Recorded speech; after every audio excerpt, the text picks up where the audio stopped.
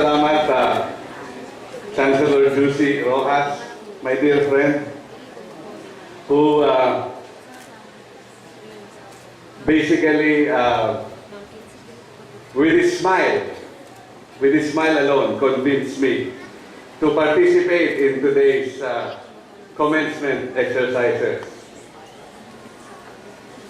And I will deliver a short speech that I hope will give you some insight as to first who I am, and second, perhaps lead you in the way to a life that you want for yourselves, should you decide to pursue it the way I did.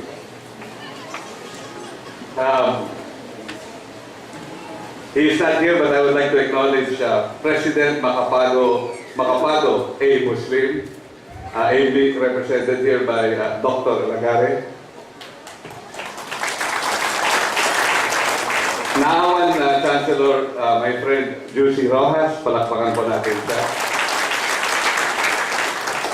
Again, I will ask for dispensation from the members of the Academe, the able leaders of MSU, to dispense with the formalities of introducing them again, because they have already been duly acknowledged. But members of the faculty, dear parents, and most especially this year's graduating class of MSU Naawan.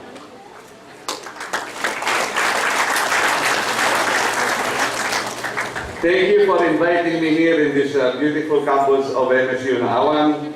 Congratulations to all of you.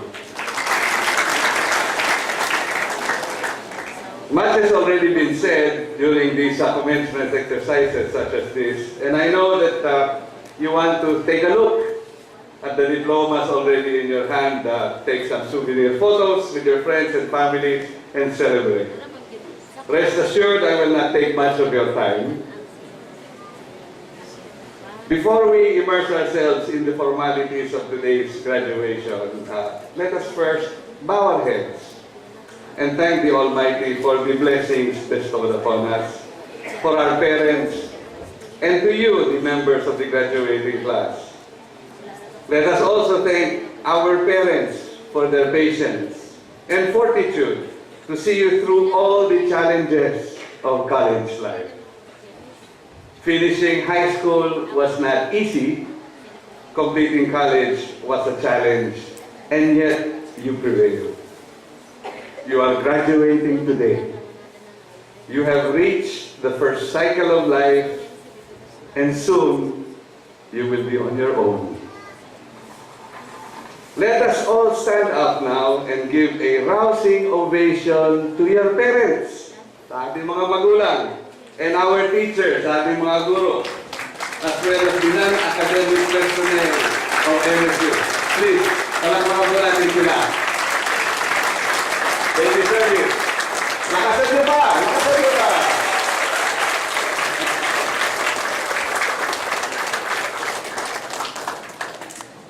They were your guideposts as you learn and build character. As you take the first steps to adulthood, as you become responsible citizens of the nation. I was told that a student created the MSU seal. The three rays on top stand for Mindanao, Sulu, and Palawan, which were the main thrusts of MSU at its inception. The lamp in the middle signifies the light with which to guide the people in their quest for knowledge.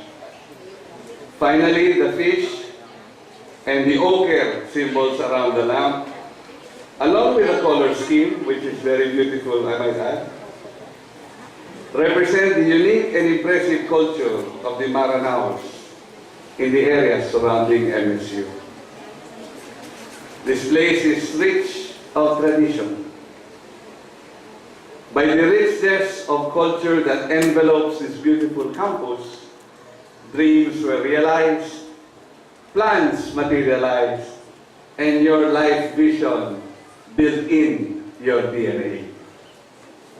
You are who you are because of all of these.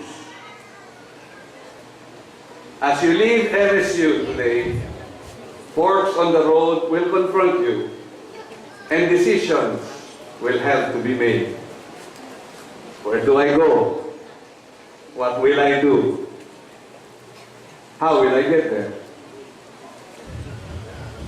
But among the questions you will ask yourself, there is one question that determines your life path. And that question, my friends, ladies and gentlemen, is the question, what if? Ano kaya?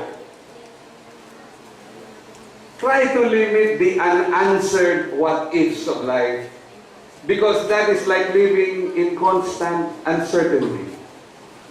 What if I did this? Or I did that? Would I have been better off? Life is full of questions requiring answers, of choices requiring decisions. What is important is to make your own decision. What is important is to follow your own North Star, or to march to the beat of your own drums, even if it is leading you away from the comfort zones of your own life. Never take the what-if crossroads of your life as ordinary decision points, unless you want to live a life of seeming suspended animation. Sana kinuha ko yung pagkakataon na yon. Sana sinunod ko yung payo ni inay o ni itay. Sana pinag-isipan ko muna at hindi ako nagmamadali. Consider the effects that your choices may have in your life, and never regret the decisions you have made. Enrile never thought that one day he will be in politics. All I wanted was to be good at what I like best, sports. And yet, here I am, a congressman from Cagayan, delivering a commencement speech. But I am what I am now because I made the conscious decision to be so. Yes, I am the son of Senate President Juan Ponce Enrile. Di ba sabi niya sa inyo, gusto ko happy ka? Siya yung tatay ko. The longest serving public servant in the country today. But when I was your age, being in politics was not a big deal for me. Now I am in politics too. It appears being the namesake, the only son of Manong Johnny, bestowed upon me a certain responsibility, a mantle of leadership I was not prepared to carry in my early years. Politics was not initially of my liking, but because Cagayanos believed that I should assume the responsibilities that my father used to bear, I tried it in 1998. 9 years or 3 consecutive terms as congressman of Cagayan. I am now on my 4th term, and that soon will be 12 years in serving the province of Cagayan. But before I finally followed in my father's footsteps, I lived my life according to how I wanted to live it. An answer to my own what-if question. What if I can be as successful in sports like my father is in politics? And so I went on my own way and conquered what life had to offer. I entered college in 1977 after finishing my primary and secondary education from the Ateneo de Manila. I completed my college in 1993, or a total of 17 years after graduating from high school. Masyado akong ambisyoso. It was not because I did not want to finish, but because I sought the answers to another what-if question. Ano kaya? What if I can be the best in motocross or in practical shooting? And I followed my dream. So I had no regrets today.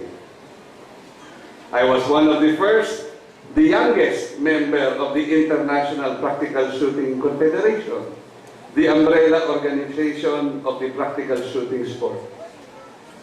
I brought this new sporting discipline with me back to the Philippines during one of the early breaks from my studies and founded the Philippine Practical Shooting Association so that I and other like-minded individuals may have the venue by which to indulge in our sport.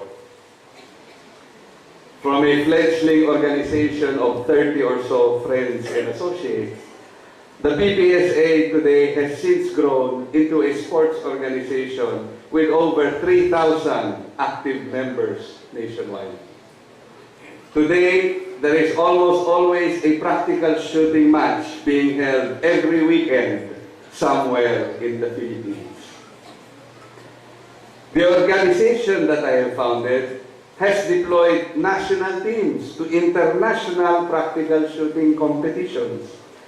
Teams that have won honor and glory for our country by becoming intercontinental champions and world shoot champions.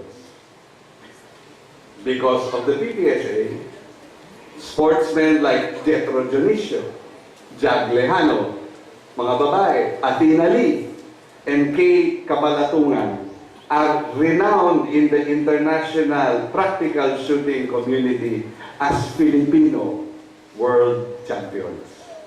All because of a young man's passion for the sport. After taking up all of 16 years to finish college, I decided to double up and pursue my graduate studies abroad even while I was working in Manila. As I said, I had no regrets. I did what I needed to do at the time, not because I had to do it, but because I wanted to do it. And my friends, ladies and gentlemen, that has made all the difference. Now I know there are causes bigger than us. In the case of MSU, it is the only state university in the Philippines with a special mandate of integrating the cultural communities of Mindanao into the mainstream of the nation's socio-cultural and political life. A big cause. Its stated mission is to attain peace and sustainable development in the Mindanao, Sulu, Palawan regions by setting the standards of excellence in science, arts, technology, and other fields. A bigger cause. MSU was set up to accelerate the economic, cultural, socio-political, and agro-industrial development of the Bangsamoro and other cultural groups, thereby facilitating their integration into the national community. A greater cause. But the greatest cause is having peace in Mindanao.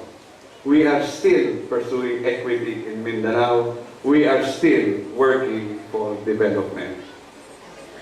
I hope in your lifetime you will be able to find the key to what previous generations have failed to do.